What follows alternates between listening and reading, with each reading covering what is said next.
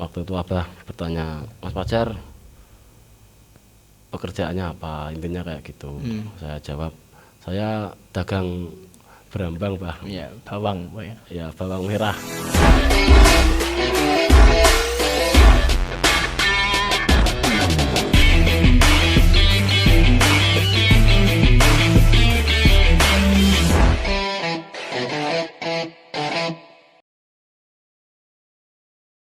Fajar, ini menurut cerita teman-teman, ini Mas Fajar ini orang yang paling sering menghabiskan stick drum, stick remo. Ini bagaimana ceritanya ini? Monggo silakan diklarifikasi di sini biar lebih jelas ini. Karena apa mungkin saking semangat nabuh atau bagaimana mungkin Mas Fajar bisa dijelaskan? Kalau masalah setik ya Mas, itu saya kira mungkin dari faktor kualitas setik, bahannya setik itu mungkin juga pengaruh. Kalau masalah pukulan saya kira menurut saya sendiri itu mungkin hampir sama tuh pukulan saya sama pengremo yang lain. Tapi ya nggak tahu Mas, kok bisa sering patah. Faktornya apa ya nggak tahu. Tapi apakah ada faktor lain maksudnya? Wah, ini lagu ini gayeng. Lagu ini gayeng ya akhirnya nabuhnya sepokok men tanpa rem. Kadang ya gitu, kadang mungkin ya kayak gitu. Terbawa suasana panggung. Terbawa sound system, terbawa pengunjung, terbawa teman-teman yang lagi, itu kan pengaruh Mas itu teman-teman. Iya. Suasana di panggung kan pengaruhnya besar itu. Iya. Tapi ya nggak tahu ya Mas, kenapa kok setik sering. Iya, makanya Dulu saya itu pernah. Saya mukul setiknya itu kan patah. Iya. Patah itu tahu-tahu dikembalikan sama pengunjung. Oh, Itu saya masih ingat. mencelang itu. Mencelang di Demak itu. Oh iya. Tahu-tahu ada ibu-ibu, Mas ini Mas. Tinggal separuh. Jadi ya unik juga ya. Jadi ini mungkin apa karena Mas? Apa karena terlalu sering tarian atau mungkin bagaimana? Enggak tentu itu Mas. Kadang saya pas di simbal, kadang di tomnya itu, kadang di snare. Oh, seperti itu ya. Mas Fajar, mau sticknya sering sering patah. Nah, ini kalau alatnya itu pernah jebol nggak waktu itu? Waktu tampil tuh moro-moro bolong atau gimana itu pernah nggak waktu itu? Pernah itu. Kalau dirimu ya Mas, dirimu itu udah hampir semua. Hampir semua tom maupun snare. Iya. Termasuk simbal. Oh, simbal juga sampai patah. Simbal pecah. Yang belum itu cuma satu, simbal yang besar itu. Karena double ya. Itu karena ya memang itu jarang saya pukul. Soalnya itu mungkin hanya buat penutup. Kan soalnya agak panjang gitu Mas. Iya. Jadinya itu mungkin hanya buat tutupan, buat lagu-lagu terakhir kayak gitu. Iya. Ya, kalau selain itu mulai dari snare, terus tom 4 itu, simbal, head, termasuk baru saya Mas. Ya. Oke, pertanyaan selanjutnya, Mas Fajar. Selama Mas Fajar mengikuti Rebana Song ini hampir berapa tahun? 13 tahun ya, dari tahun 2007 ya. Itu pengalaman menarik. Ya, pengalaman menarik, suka maupun duka lah, dua-duanya, suka maupun duka. Selama Mas Fajar mengikuti Rebana Song itu apa saja ini? Pengalaman suka ya, pengalaman suka itu yang jelas bisa tahu kota-kota, tahu daerah sana, ciri khas daerah sana, ciri khas kota sana, bahasa sana, kan banyak bahasa-bahasa itu Mas. Bahasa yang ngapak, yang Surabayanan, mungkin yang bahasa Jawa halus, terus Jawa daerah Bluro, bahasanya kan beda-beda itu. Iya, betul. Bisa tahu gitu, terus tahu adat-adatnya daerah situ. Banyak pengalaman Mas. Terus kalau tampil pas deket objek wisata, nah seperti objek wisata itu bisa main dulu itu kan ya senang lah mas. Paling seneng tuh objek wisata apa itu Mas Fajar? Paling pantai. Pantai ya. Pantai. Wis nek tampil deket pantai sawane kemecer mesti Mas ya. Kalau bisa ya mampir dulu lah. Iya. Tapi kalau nggak bisa ya sudah. Iya. Jadi Terus pengalaman ya duka. Dulu pernah habis tampil dari Surabaya. Itu waktu pulang bisnya Rebane itu mogok itu. iya moko. Mogok gara-gara olinya telat. Jadi olinya itu udah kering gitu. Di bis itu udah nggak mau jalan. Di situ semua kru pulang. Akhirnya tuh ada bis negatif di jalan. Iya. Saya ditinggal di situ sama sopir. Tuh malam, siang, sampai malam lagi. Sama malam jam 9 itu masih di Terminal Kertosono. Waktu itu sama Pak Pur. Iya. Masih teringat itu, kenal sama Pak Pur berdua, ngutang kantung. Itu pengalaman di juga ya, Terminal Kertosono. Waktu itu tapi apa namanya mobil bisa dikondisikan, maksudnya bisa dibawa pulang Sragen waktu itu. Waktu itu awal pertama katanya mau diderek sampai Sragen, terus lambat laun nunggu kabar, akhirnya bisnya itu dibengkelkan di situ. Akhirnya saya pulang ngebis sama Pak Pur juga malam itu jam 11:30 saya dari Kertosono itu akhirnya. Berarti 2 malam 1 hari. Terus pertanyaan selanjutnya nih Mas Fajar. Mas Fajar kan dulu pernah off di Rebane Songo ya. Mungkin ada beberapa bulan itu. Kabar-kabarnya itu ya. Ya. Itu kalau boleh tahu apa itu penyebabnya itu? Kalau masalah off itu saya hampir kurang lebih saat itu 1 tahun saya mas. Saya hanya sebenarnya itu juga ikut orang tua lah. Orang tua suruh coba cari pekerjaan lain, coba cari pengalaman baru. Waktu itu kemana mas? Gitu. Waktu itu saya lari ke Batam. Saya mencoba pengalaman di sana, bergaul dengan berbagai orang di sana. Tetap teringat masa-masa di Batam. Waktu itu gimana? Maksudnya kerasan atau wah aku gak nyaman nih kini, lebih nyaman di Rebane atau bagaimana waktu itu kak? Rasanya kerasan itu mas. Tapi kan habis itu saya pulang itu, setahun pulang, terus pulang tahu-tahu pulang, terus saya mengikuti sunnah Rasul habis itu. Apa itu? Menikah. Oh menikah. Mas Fajar ini kalau menikah, terus masa istri mau saya bawa ke sana, kan jauh. Saya pikir-pikir, akhirnya saya mencoba usaha saja di rumah. Sampai sekarang ini. Ya. Nah, berarti Mas Fajar ini sudah menikah ya posisinya sekarang ini. Menikah di umur 25. Sudah punya anak mas? Sudah. Boleh tahu namanya siapa? Nama anak saya Faza Ghifari Ahmad Salendro. Boleh, Salendro ini. Ini Salendro ini nama unik mas. Boleh tahu nggak sih kenapa kok bisa dinamakan Salendro? Salendro apa karena wah iki anakku saya ambil Poppy. Dari satu apa? Warna musik atau bagaimana? Enggak, pembuat candi. Oh, candi. Terus ya salah satunya juga faktor musik. Musik juga. Salendro itu ya mas? Ya. Yang jelas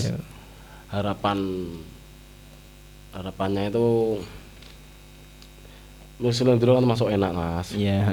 Nah, musik itu bisa membuat suasana, bisa tenang, bisa bikin tenang, bisa bikin ya jelas musik kan bisa bikin suasana.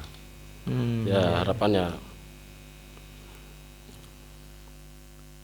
Ya seperti musik, Ya, seperti bisa menenangkan merubah banyak orang. suasana, menyenangkan banyak orang, Ya. seperti itu Mas. Mas Fajar kalau boleh tahu, tadi setelah off selama 1 tahun, Ya, itu kembalinya itu bagaimana ceritanya Mas Fajar waktu itu?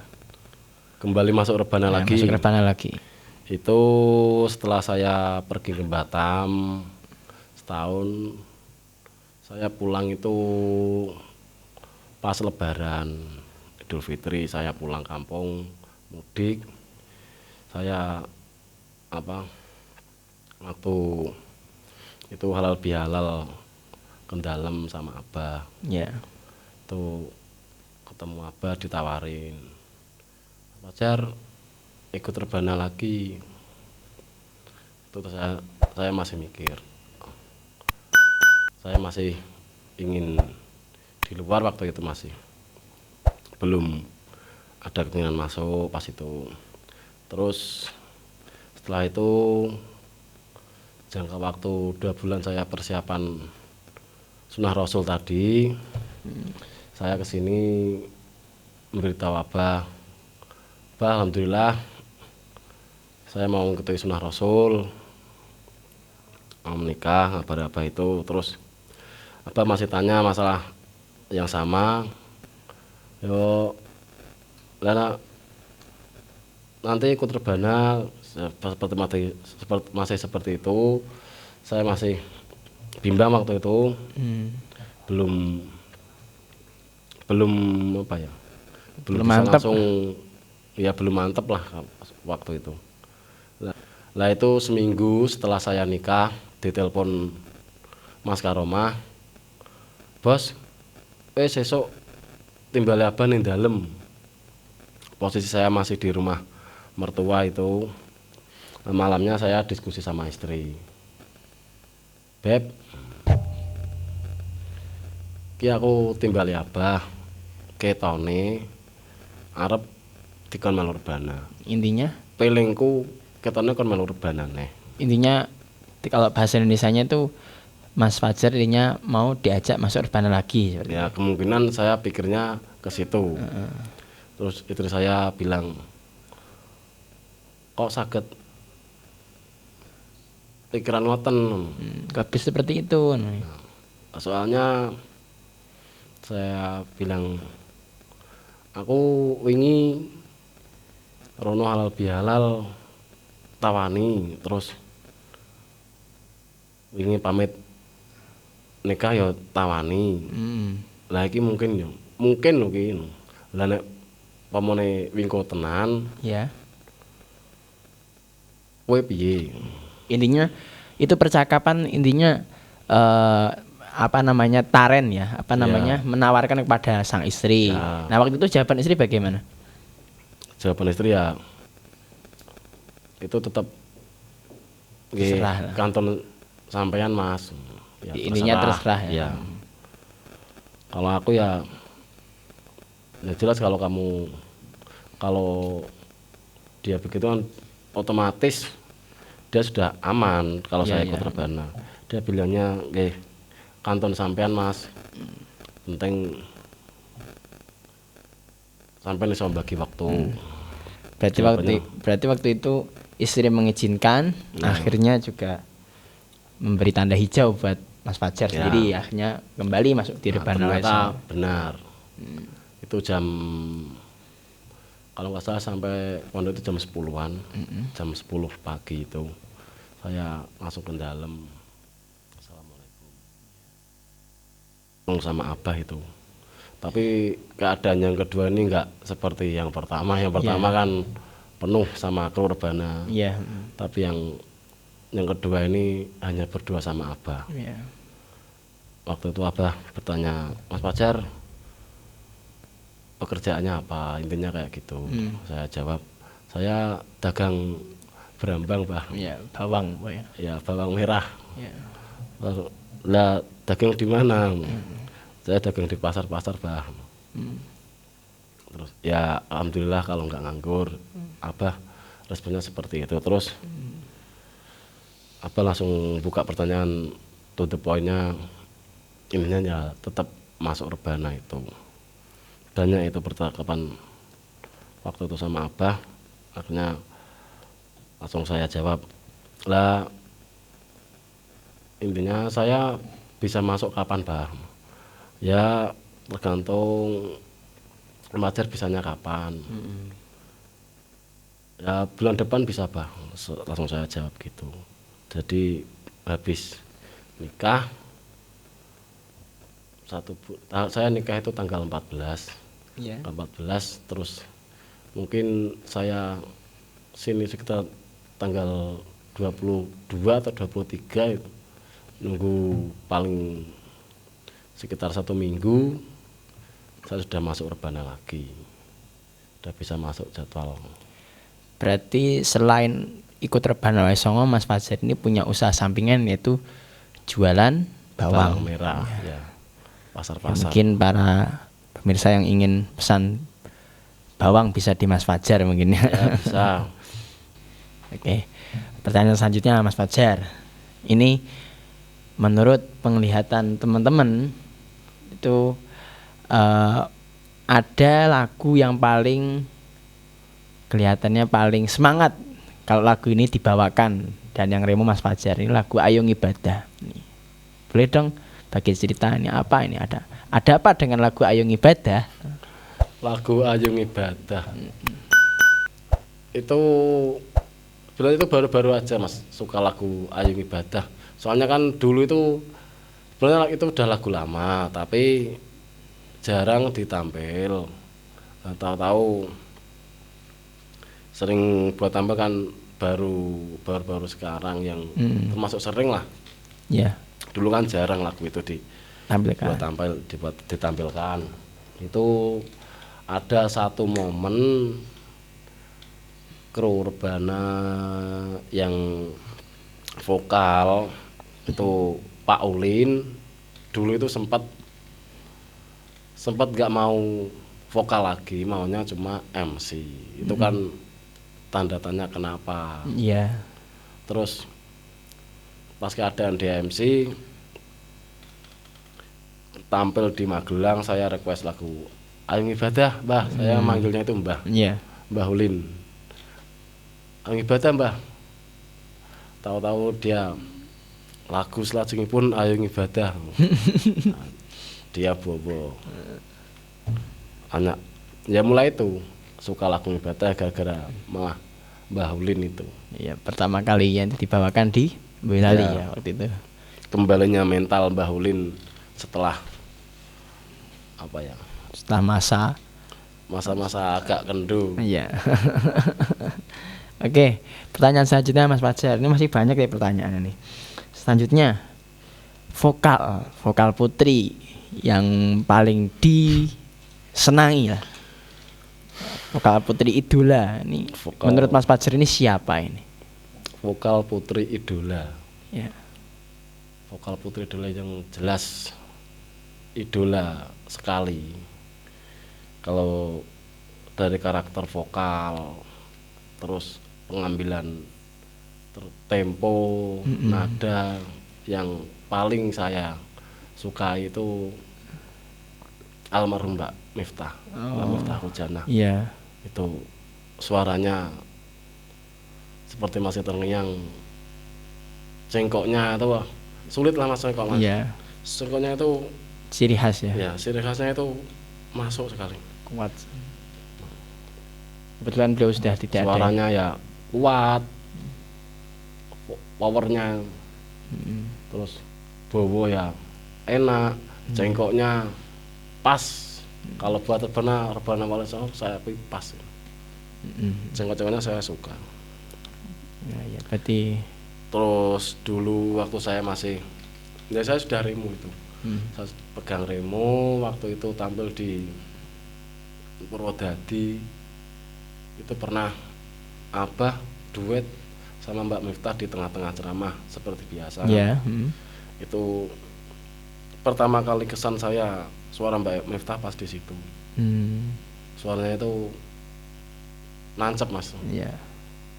Masuk. Seolah-olah bisa membuat perhatian hilang, perhatian ke Abah, perhatian pengunjung ke Abah bisa langsung beralih semua ke Mbak Miftah. Itu yang bikin saya Kayak ada ruhnya ya ketika suaranya menarik. Wah, sulit diungkapkan itu Mas. Ya. Cengkoknya sama karakternya Karakter suara ya. Karakternya saya suka itu Mbak Miftah Hurjana. Apakah setelah kepergian beliau ya, semoga beliau almarhum Mbak Miftah ini diberikan husnul khotimah ya. Amin amin. Setelah kepergian almarhumah Mbak Miftah ini, itu ada nggak pengganti yang jadi idola? Apakah belum ada duanya atau bagaimana? Kalau dari segi teknik vokal terus karakter ya belum ada yang menandingi ya. ya. Itu tapi saya kira semua kru Rebana mengakui lah kualitas suara Mbak Miftah itu bagaimana, saya kira semuanya juga mengakui. Oke, pertanyaan terakhir Mas Fajar. Mas Fajar ini harapan dari Mas Fajar untuk Rebana Wali Songo ke depan itu bagaimana? Mungkin bisa disampaikan kepada teman-teman. Harapan Rebana untuk kedepannya tetap semoga makin baik, makin tambah baik, makin tambah maju, makin jaya aja. Selamanya intinya Jaya ya. Selamanya. Ya. Oke, terima kasih Mas Fajar telah menemani kita pada kesempatan kali ini, juga telah menjawab pertanyaan-pertanyaan yang telah saya tanyakan tadi. Mungkin kalau ada kesalahan mohon maaf ya Mas Fajar ya. Ya, sama-sama Mas Alwi. Semoga jenengan diberikan kesehatan, Amin. kelancaran, sukses Amin. dunia dan akhirat. Amin. Allahumma amin. Oke, pemirsa, itu tadi podcast episode ke-7 bersama Mas Fajar Sodik, pengerimu handal Rebana Wali Songo Sragen. Ikuti terus podcast-podcast selanjutnya. Jangan lupa like, comment, and subscribe YouTube Rebana Wali Songo Sragen. Sampai berjumpa kembali di podcast selanjutnya. Wassalamualaikum warahmatullahi wabarakatuh.